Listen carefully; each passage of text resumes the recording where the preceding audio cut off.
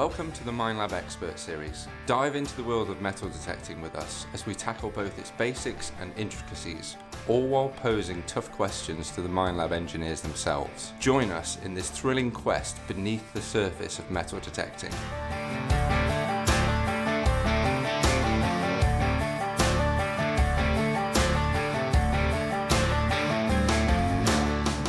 Hello, welcome back. Today we're with Mark, Phil and Paul again from Minelab and Crawfords. Hello. We're really deep diving into some tech today and we're going to be talking about multi-IQ. So multi-IQ, I've heard about it, I know it's on the detector that I use and I've seen it on my friends' detectors. Can you describe what it is in a simple term and how it, maybe even how it came to be? Absolutely. So I'll probably go back to what we were talking a few episodes ago where we were talking about how single frequency detectors behave. Essentially, the transmitter from the detector creates eddy currents in the target. Those eddy currents in the target then generate a magnetic field that is detected by the detector. Those eddy currents in the target are created differently depending on whether the target is a high conductor or a low conductor, and that's how we do our discrimination. But it also means that the frequency that a target will respond can vary depending on that conductivity. And so a low frequency target is best detected by a low frequency detector, and a high frequency target is best detected by a high frequency detector. So one of the things that multi-IQ does for us is it's got multiple frequencies.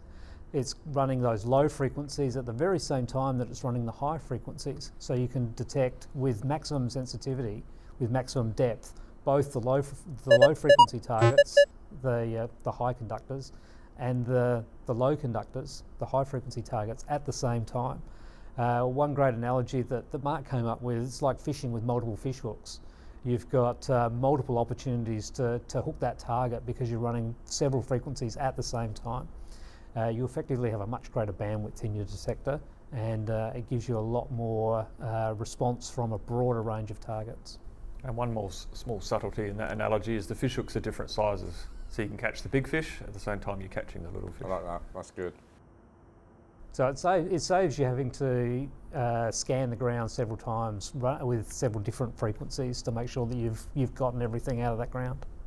Yeah, so if you look back over a decade ago when people predominantly were using single frequency detectors, they might go over a patch of ground, and then at the end of that, if they suddenly realise they're finding maybe some larger targets, they might actually have to change coils or change detectors or change settings and then go back over it again and actually redetect it. So obviously that gets pretty tedious pretty quickly. Yeah, and so that's one of the simpler things that multi-IQ gives you. But multi-IQ, as we talked about in the ground balance episode, has a lot of power to minimise ground effects, etc. Yeah, so as we touched on in the previous video, if you've got shallow targets in mineralised ground, pretty easy to detect with a single frequency detector, but as soon as you start getting that target dropping away and most of the signal that your detector is having to deal with is from the ground, or the ground noise, you start losing your targets. Basically the ID will start drifting away from what it should be, or the ID starts bouncing around, which we call unstable target IDs. All of that equates to you as a user struggling to make the decision, do I dig this? The way that multi-IQ and simultaneous multi-frequency gets around that is it basically is sending more frequencies into the ground simultaneously. What that allows the computer engine inside the detector to do is to compare the signals coming back from each one of those frequencies, and it can actually look at, all of the frequencies have got ground noise in them that's the same, therefore I know what that is now, sort of it's more information, I can take that out. So we have some smart algorithms that basically subtract out the ground in a more effective way than just doing a ground balance. And as a result, your target IDs are much more stable, and your ability to say, I'm going to dig that, goes up. So it just translates into more targets found per hour in a day that you go out detecting. Do you think that's why when multi-IQ came out with the Equinox, people that had detected certain fields a long time all of a sudden said the fields have come back to life because now that they've got all the frequencies. They're not using the single frequency on the same field. That is definitely one of the factors. There's a lot of reasons why multi-IQ and Equinox has been a success. I mean, it's a fast detector, so it has great target separation. It also handles the ground, and a lot of people don't realise that their favourite spot they go detecting on a weekend actually has a bit of ground noise, and that their targets have been masked by that ground noise. So what I mean by masked is it's covered up. Some of the targets that people thought were trash, or the detector was marking as trash, now have got a stable ID and are being detected as good targets, and so diggable. Yeah. I'm imagining all these frequencies coming out of the detector, and they're all going into the ground. And I'm sorry, but I'm using the music metaphor again. I'm imagining them like people in a band, like a guitarist, a bass player, and a drummer and a singer. You hear it as one. You hear that band. How does the information go into the ground and then come back and not just be a mix? Maybe a good analogy for you, again music related, is you know what a graphic equalizer is that you might have in your car or on your home stereo. So you can basically dial in, I only want to hear the high frequency, or I only want to hear the low frequency. Basically a modern metal detector that's simultaneous multi-frequency has separate graphic equalizers that are extracting just the bit they care about listening to, and that sort of creates the separation that can then be used by the algorithm. So it's very segregated. There's no chance of them blending. Okay. I mean, that's part of designing a good detector, is that good extraction and separation, and then secondarily what you do with it. That's good. Thank you. And our single frequency machine is basically you've just got the one slider. So that's why you have to go back over a spot with the slider in a different spot. And so it's the advantage of simultaneous multi-frequency. You don't have to go back and adjust the sliders each time. It just does it for you. Was it quite difficult designing where those bands would be? Well, step one is hire some PhD scientist people. Let them tinker with it for many years doing R&D and pay for it. And then they have a good understanding of the trade-offs, because it's not as simple as just saying, dialing in what you want. You've actually got to trade off, okay, that might add more noise, or that'll make from the ground, or it might add more noise from the environment, or you might introduce some unwanted effect, or maybe it just doesn't even work. Like it's not obvious how to do this, and it's sort of the art of designing a great detector. There's all sorts of trade-offs, right from how many frequencies you choose to operate with, to what those frequencies are, to how much power you put in each of those frequencies. There's a lot of different elements to toy with, and they've each got their own trade-offs. So there's a fair bit of work that's required and a fair bit of experience to understand exactly what those trade-offs are and what the unintended consequences are if you make a particular decision. So yeah, fair bit of effort. And you could, another aspect to it as well, is a single frequency detector in a sense is a lot easier to design, because you're dealing with one frequency and receiving just that frequency, and you can put all your, let's say, effort into making that good. As soon as you're dealing with multiple frequencies, I guess going back to what your intuition was there, Scott, it gets harder to separate them but still have that performance of the signal from the target and reducing the noise from everything else. So it's a harder game making a simultaneous multi-frequency detector. There's all sorts of odd effects. One, for example, is that higher frequencies tend to have less noise. Lower frequencies tend to draw a lot more power. So, but you still want each of those elements in to the right degree. So you've got to trade off all of those elements again. The next thing I'd like to talk about is ignoring salt water. So one of the hallmarks of a good simultaneous multi-frequency detector is it works at the beach a lot better than a single frequency detector. So I'll just quickly recap. A single frequency detector usually uses what's called a special type of ground balance to operate at the beach. As I alluded to in the previous video, when you do a ground balance, you can sometimes get a lot of mechanical bumps, and like whacking the ground and shell grit can actually turn into large signals that the user has to deal with. A lot of modern single frequency detectors actually mask that over, so they pretend that that's not happening and it's not there, so the user thinks they're having a great experience on the beach. What the user doesn't realise with some of those detectors is that the detector's having to spend a lot of effort ignoring those big bumps and those noises going on under the hood, and that basically turns into you ignoring some of the targets in the ground. So you just won't find as much with a single frequency detector, no matter how great it is. It just doesn't have enough information because it doesn't have multiple frequencies to do a good job of getting rid of the salt. So that leads on to multi-IQ and simultaneous multi-frequency.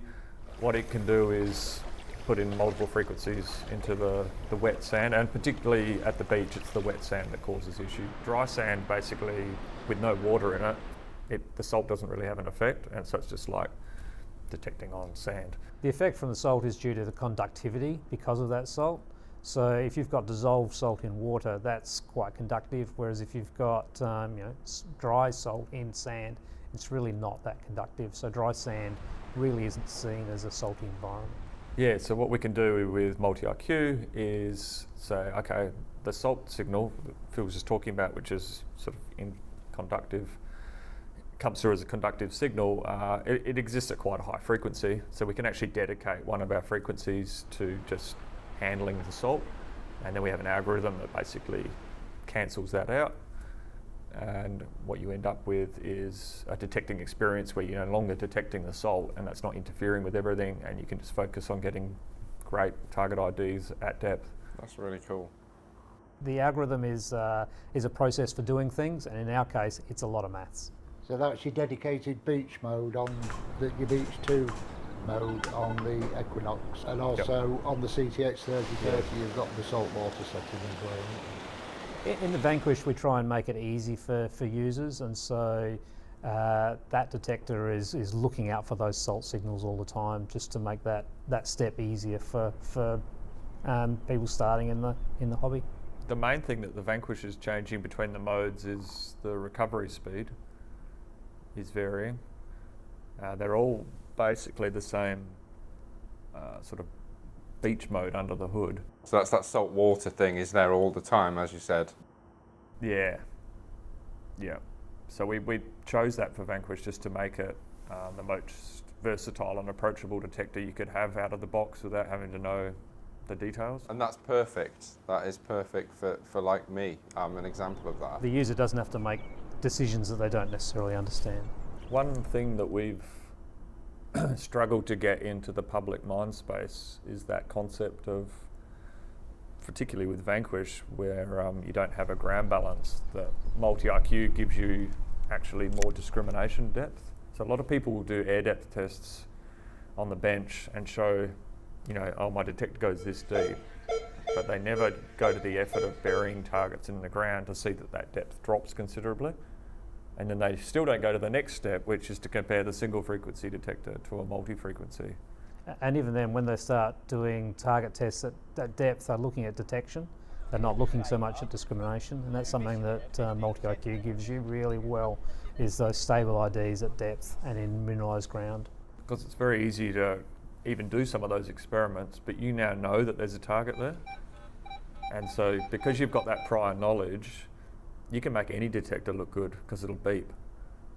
But really you should be looking and looking at the IDs and seeing that they're stable, so the numbers aren't jumping around. You should be looking that the number's the right number, and you should be making sure that what you're hearing is the sound that would make you choose to dig it. There's handling the ground, there's handling salt, but there's also things just like handling rusty objects and iron and how well you do that. And this can be quite challenging because the number of things you're now having to manage and trade off. You've got multiple frequencies, you've got ground, you've got salt, but you've also got, it has to operate fast in amongst trash and have good target separation. But also it needs to not false, which is the word we use for getting a signal we don't want on a large iron, for example. And so you'll see there's a feature in Equinox called iron bias, which is really a dial that we give the user to set where they want to hear iron or not. Some people don't want to hear any iron, which is quite similar to how like a CTX historically is set up. And then other detectors, a lot of single frequency detectors have been configured also historically to like basically make the user dig up everything. And so there's really a spectrum of letting the user choose how much they want to dig up when they go out in a day. The reason you would want to dig up more iron is because it can sometimes be that a coin's right next to iron, and if you just had it set such that it would dig up lots of iron, you've just increased your probability of getting those hard to find coins. So there's a good reason for it.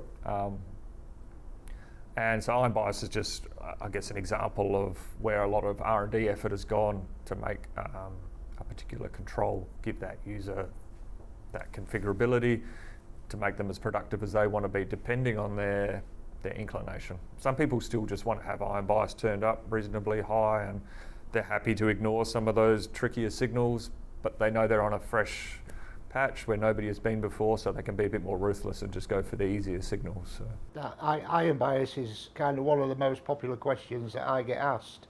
How high do you have it, or how low? It's a function that's been put on for you to use. So I always say, you know, if you don't want to dig iron, turn your iron bias up till you get used to your detector, right. And then as you get more used to it, you can lower it and lower it and lower it. Again, it's all coming down to if you've got it that low and you're in iron and that, it can spoil your experience. That's the last thing you want. You know, if you've got a function there that's going to help you, then use it. It's not being put on for show. I think that's something that's came up in the ground balance video as well, is being comfortable first, getting experienced at detecting with a certain detector. Exactly. As you start to learn the sounds, the nuance of the audio for ferrous and non-ferrous and very close targets, you start doing a lot of discrimination in your head, so you can start turning that iron bias down and start making those determinations where they're a lot trickier yourself. Yeah, and I think we talked earlier about like some of the reasons why Equinox has been so successful, and one of those is that we realise people actually want to dig a bit more iron, and so all the defaults that we have in Equinox actually have the iron bias fairly low, to enable people to just dig a little bit more unwanted stuff, but on balance at the end of the day they've dug up more good stuff. I was just going to ask, FBS2, did that evolve into multi-IQ? You know, like the frequencies on the CTX 3030, you have a lot more frequencies. They're very different. They're very different beasts. There's some comparison in the algorithms in the background, but the way the transmitter and the receiver works is very different. I mean, they are both simultaneous multi-frequency detectors as a big umbrella. Multi-IQ has a lot more control over what those frequencies are and how much power is put into each frequency, and the combinations of those frequencies are a lot more controllable. You could almost say that FBS2 and its predecessors are more analog in a sense, and multi-IQ is more digital, which has got lots of benefits in terms of being able to put those algorithms that R&D engineers, scientists come up with onto the detector. They have more versatility because they've got more information at their fingertips. It also means we can miniaturize it because you're putting more of it into a digital processor. So your printed circuit board's a bit smaller and lighter, and as we know, lots of people these days cares about size, weight and power in a metal detector. Where do you see the next stage of multi-IQ going? Like how can it get, if it's already searching on multiple frequencies and giving us like so much more information, where else can we go from there? Multi-IQ can get better. For us, the Equinox was our first version of multi-IQ, and it took some years of development to get there. And even in the later stages of development, you start to learn more. So, you know, we've learnt more since Equinox, and so I would expect that multi-IQ is going to improve. Across all of the series of videos, one major takeaway you can have is that different targets look different at different frequencies. So just remember that depending on what you're looking for, it is going to respond differently. Also, you know that you can trust a Minelab detector to be handling all of those different target sizes and nuances at the same time. And the simultaneous multi-frequency detectors actually are putting more into the ground in terms of different frequencies, and they're getting lots more information back. And it's all that extra information that gives us the ability to come up with a more accurate interpretation of what's in the ground. And I think finally we touched on, you know, it's all well and good to do that, but it actually takes a lot of skill and R&D history and great engineering and product design to get that extra information and turn it into stable IDs at depth so the user knows whether to dig or not. I just want to thank everybody. I want to thank Minelab. I want to thank Mark and Phil for giving their time for this series. Thank you so much. For Paul for being with us. And yeah, just thank you so much for sharing the stuff that you guys have. It's so great to have an inside link with people that have built these machines. And yeah, just it's been so insightful even for me as a relative newcomer, and I think a lot of people will take a lot of value from this content, like giving that kind of a bit more of a scientific basis of the stuff they're using week in, week out, and maybe have been for years. So thank you very much.